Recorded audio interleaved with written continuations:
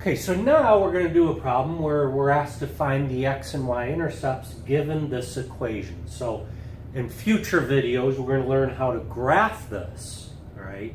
And then once we graph it, we can just look where it crosses the x and y axis.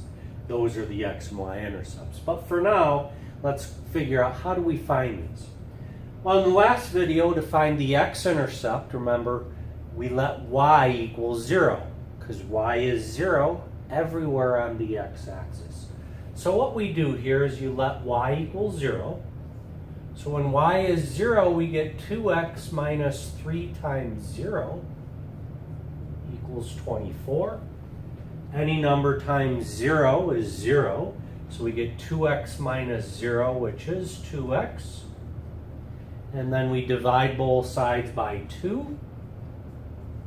And we get x is equal to 24 over 2, which is 12. Now, the x-intercept, again, as we talked about in the last video, the x-intercept is of the form x comma 0. X in this case is 12. Y we let equal 0, so that's our 0. So this is the point 12, 0, where the graph of this equation crosses the x-axis. Now, let's find the y-intercept. The y-intercept is done in a very similar manner. Again, let me erase this so it's not quite so sloppy looking here. So to find the y-intercept, what do? Again, we talked about this in the last video.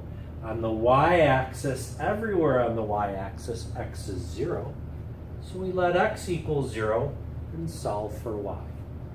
So when x is 0, we get 2 times 0 minus 3y equals 24. 0 minus 3y is minus 3y. And to isolate y, we divide both sides by negative 3. Negative 3 over negative 3 is 1, and 1 times y is y. 24 divided by negative 3 is negative 8.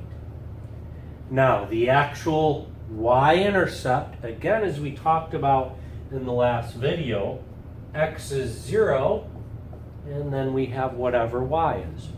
Y in this case is negative 8, so the y-intercept is 0 comma negative 8, and that is the y-intercept.